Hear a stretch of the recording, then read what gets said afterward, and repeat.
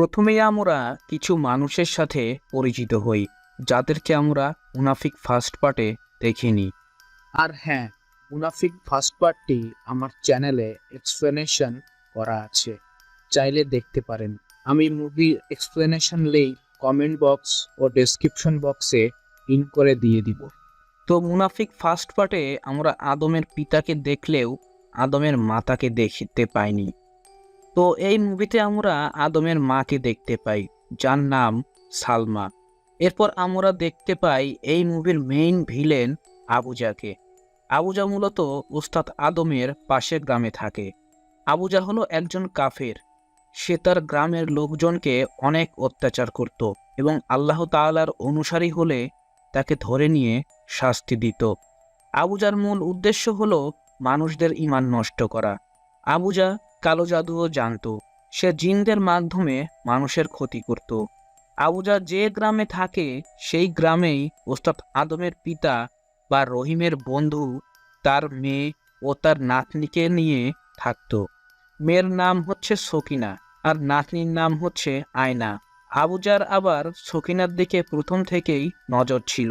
এরপর আমাদের আরেকজনকে দেখানো হয়, যার নাম হলো আজহার। সে একজন ইমানদার ব্যক্তি। সে সকিনাদের গ্রামের একজন মাঝি। তো চলুন কথা না বাড়িয়ে ভিডিও শুরু করা যাক।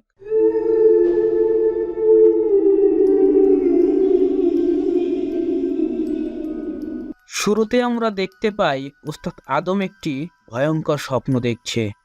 আর স্বপ্নে সে সেই জায়গাটিতে চলে গিয়েছিল যে জায়গাটিতে মুনাফিক ফার্স্ট পার্টে মারিয়া মারা গিয়েছিল। সেখানে সে একটি বাচ্চা মেয়েকে দেখতে পায় এবং আমরা দেখতে পাই ইবলিশ তাকে বারবার ভয় দেখাচ্ছে। এরপর আমরা সকিনাকে দেখতে পাই যে আবুজার ভয়ে তার বৃদ্ধ পিতা এবং তার মেয়ে আয়নাকে নিয়ে কোথাও চলে গিয়েছে। কিন্তু তার মেয়ে আয়না এতে একটুও খুশি ছিল না। আসলে আবুজা সকিনাকে তার অনুসারী হতে বাধ্য করত, নাইলে সে তার মেয়ের ক্ষতি করে দেবে। তাই সে ভয়ে তার মেয়েকে নিয়ে দূরে কোথাও চলে গিয়েছে।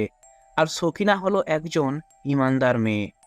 এরপর ইমাম মালিক এরকম করুণ অবস্থার কথা জানতে পেরে এজন্য সে খুব চিন্তিত হয়ে পড়ে। সেই রাতে ওস্তাদ আদম একটি স্বপ্ন দেখে। সে দেখতে পায় ছাদ থেকে মারিয়াকে কেউ ফেলে দিয়েছে, কিন্তু কে ফেলে দিচ্ছে তা আর দেখানো হয় না। সেই স্বপ্নে আবারও ইবলিশ তার ঈমান নষ্ট করার চেষ্টা করে। এরপর আদম আজমানকে সব খুলে বলে। আজমান বলে, তুমি এগুলো নিয়ে খুব বেশি ভাবছো, যার ফলে বারবার এগুলো তোমার স্বপ্নে আসছে।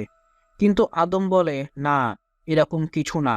আমার মনে হচ্ছে মারিয়ার মৃত্যুর ব্যাপারে আমি আরও কিছু জানি না এবং অজানা রয়েছে, যার ফলে বারবার এগুলো স্বপ্নে দেখছি।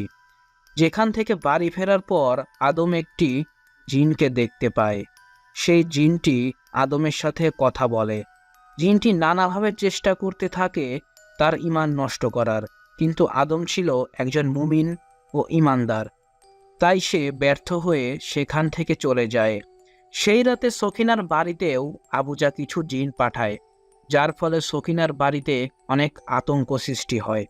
ইমাম মালি সেখানে জিন দ্বারা পুরোপুরিভাবে পদস্থ হয়ে যায়। সকিনা ভয়ে আতঙ্কে দৌড়ে আজমের বাড়ি চলে যায়। আজম তখন গ্রামের কিছু ইমানদার লোকজনদেরকে নিয়ে লুকিয়ে লুকিয়ে কুরআন পাঠ করছিল। সে সকিনার সব কথা শুনে বুঝতে পেরে যায় তাকে কোথায় নিয়ে যাওয়া দরকার। পরের দিন সে তাকে ওস্তাদ আদমের বাড়ি নিয়ে যায়।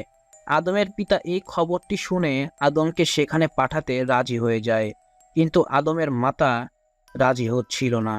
সে অনেক ভয় পাচ্ছিল তার ছেলেকে নিয়ে।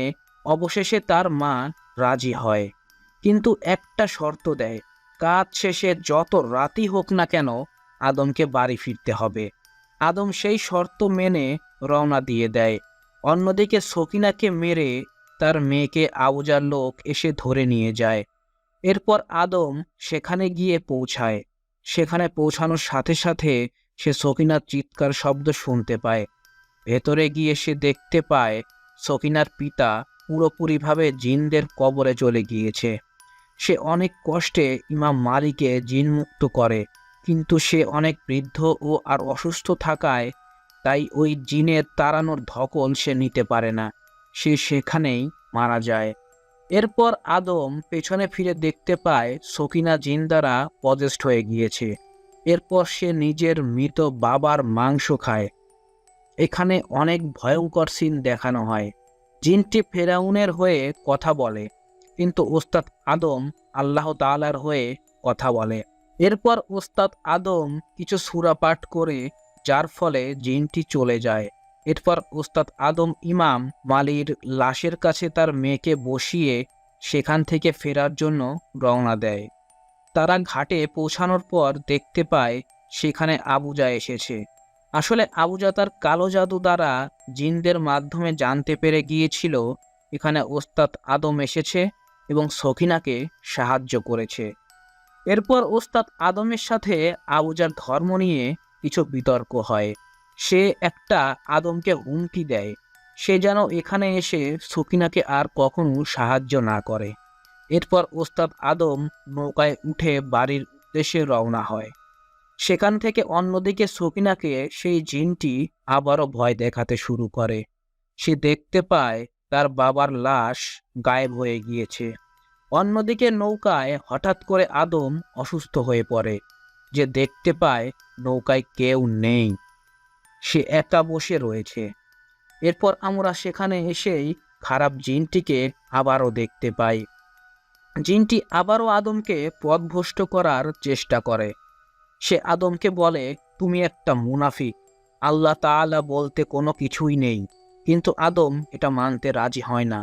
তখনই সেখানে একটা ভয়ঙ্কর ঘটনা ঘটে আর আদম জেগে ওঠে। আসলে আদম এতক্ষণ ঘুমাচ্ছিল। এটা তার দুঃস্বপ্ন ছিল। গতকাল রাত্রে সে অসুস্থ হয়ে যাওয়ায় নৌকার মধ্যে ঘুমিয়ে পড়েছিল। এরপর ওস্তাদ আদম জানতে পারে সকিনার বাবাকে কবর দিয়ে দেওয়া হয়েছে এবং সেদিনই নাকি সকিনার মেয়েকে জবাই দেওয়ার জন্য নিয়ে যাওয়া হয়। সকিনা নিজের মেয়েকে বাঁচানোর জন্য একটি কুড়াল হাতে নিয়ে সেখানে পৌঁছায় আর কিছু লোককে হত্যা করে। এরপর তার মেয়েকে নিয়ে একটি গুহায় চলে যায়।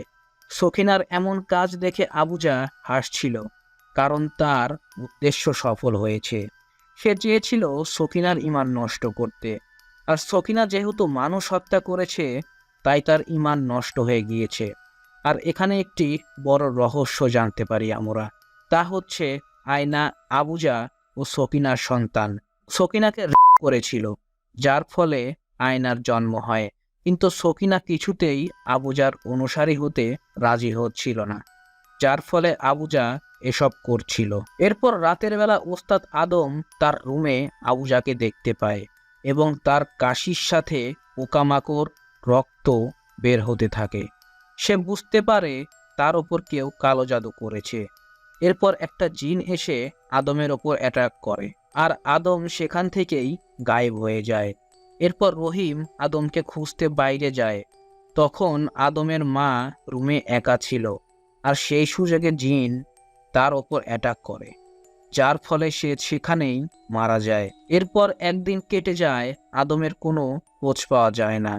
তাই আদমের পিতা আদমের মাকে আদমকে ছাড়াই দাফন করে দেয়। অন্যদিকে পাহাড়ের গুহায় সকিনার ঘুম ভাঙে। সে তার পাশে আয়নাকে না দেখতে পেয়ে খুঁজতে থাকে। তখনই একটা জিন আয়নার রূপ নিয়ে এসে বলে সে তার পিতা আবুজার সাথে দেখা করতে চায়। তখনই আয়না চলে আসে। এরপর জিনটি সকিনা এবং আয়নাকে অনেক ভয় দেখায়। সকিনা তার মেয়ে আয়নাকে কোলে নিয়ে সেখান থেকে অন্য কোথাও পালিয়ে যায়। তখনই আবুজার দলবল এসে সকিনাকে ধরে ফেলে। সকিনা অনেক কষ্ট করেও নিজেকে রক্ষা করতে পারে না। আবুজা তাদেরকে ধরে নিয়ে যায়। অন্যদিকে ওস্তাদ আদমের কয়েক রাত আগে যেখানে সে জিনটির সাথে কথা বলেছিল সেই নদীর মাঝেই সে আবারও চলে গিয়েছে। আসলে জিনটি তাকে সেখানে নিয়ে এসেছে। এরপর সে জিনটির সাথে কথা বলে। জিনটি আদমকে ইঙ্গিতের মাধ্যমে জানিয়ে দেয় তার মা মারা গিয়েছে। এটা শুনে আদম তাড়াতাড়ি তার বাড়ি চলে যায়।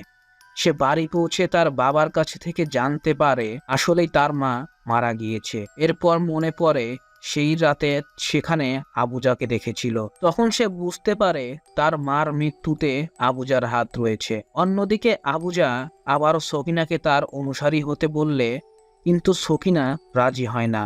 তাই আবুজার লোকজন মিলে সকিনাকে রেপ করে। আর আবুজার মতে এটি নাকি জায়েজ। অন্যদিকে ওস্তাদ আদম আবারও সেই গ্রামে চলে যায়। সেই গ্রামে গিয়ে সে সবাইকে সচেতন করার চেষ্টা করে। সে ওমর রাদিয়াল্লাহু আনহুর এক কাহিনী শোনায়, সকলকে বোঝায় যে মানুষ মাত্রই ভুল করে, কিন্তু আবুজা যেগুলো করছে সেগুলো ফেরাউনদের কাজ। আদমের কথা শুনে সেখানকার কিছু লোক আদমকে বিশ্বাস করে। এরই মধ্যে সেখানে আবুজা তার দলবল নিয়ে চলে আসে। আবুজা এখানে ওস্তাদ আদমের সাথে অনেক বিতর্ক করে। সে এখানে প্রমাণ করতে চাচ্ছিল সেই সঠিক, কিন্তু ওস্তাদ আদম তার প্রতিটি কথার জবাব যুক্তি সহকারে দিয়ে প্রমাণ করে দেয় যে আল্লাহ তাআলা এক ও অদ্বিতীয়। এরপর আদম সেখান থেকে চলে আসে। সেই গ্রামের মাঝিটির সাথে ব্রিজের ওপর দাঁড়িয়ে কথা বলে। মাঝি বলে, আমি আল্লাহ তাআলার ওপর ঈমান আনি, কিন্তু আবুজার ভয়ে প্রকাশ্যে ঈমান আনতে পারি না। আমাদের গ্রামে আরও অনেক লোকজন রয়েছে যারা গোপনে কুরআন পাঠ করে এবং আল্লাহ তাআলার ঈমান আনে। তারা যখন এগুলো নিয়ে কথা বলছিল ঠিক তখনই আবুজার অনুসারীরা আবারও সেখানে চলে আসে। আবুজাকে দেখে মাঝি দৌড়ে লুকিয়ে পড়ে। এরপর আবুজার লোক ওস্তাদ আদমের মাথায় আঘাত করে তাকে সেখান থেকে ধরে নিয়ে যায়। মাঝি লুকিয়ে সব দেখে ফেলে। সে দৌড়ে আদমের বাড়িতে যায় এবং তার পিতাকে সবকিছু জানায়। তার পিতা আজমানকে পুলিশ স্টেশনে পাঠিয়ে মাঝির সাথে সেই গ্রামের উদ্দেশ্যে রওনা হয়। অন্যদিকে আদমের জ্ঞান ফিরে আসে। সে বুঝতে পারে তাকে কফিনের মধ্যে আটকে রাখা হয়েছে। আর তার জ্ঞান ফেরার সাথে সাথেই লাশের হাড্ডি তাকে জড়িয়ে ধরতে শুরু করে। সে তখন কিছু সূরা পাঠ করে আর নিজের সেই কফিন থেকে বের করে।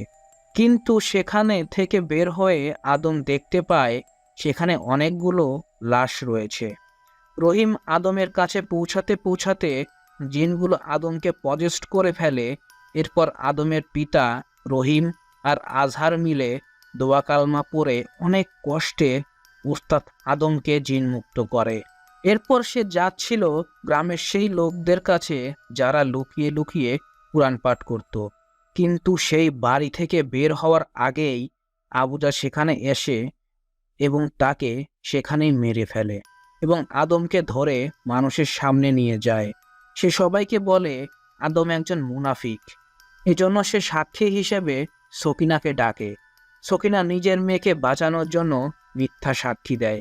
আসলে আবুজা সকিনাকে ওয়াদা করেছিল যে যদি ওস্তাদ আদমের বিরুদ্ধে সাক্ষী দেয় তাহলে তাদেরকে ছেড়ে দেবে, কিন্তু সকিনা ভুলে গিয়েছিল মুনাফিকদের প্রধান কাজ হলো ওয়াদা ভঙ্গ করা। সকিনার কথা গ্রামের বেশিরভাগ মানুষ বিশ্বাস করে না। তখনই আমাদেরকে অবাক করে দিয়ে আদমের বেস্ট ফ্রেন্ড আজমান সামনে আসে এবং সকলের সামনে মিথ্যা সাক্ষ্য দেয়।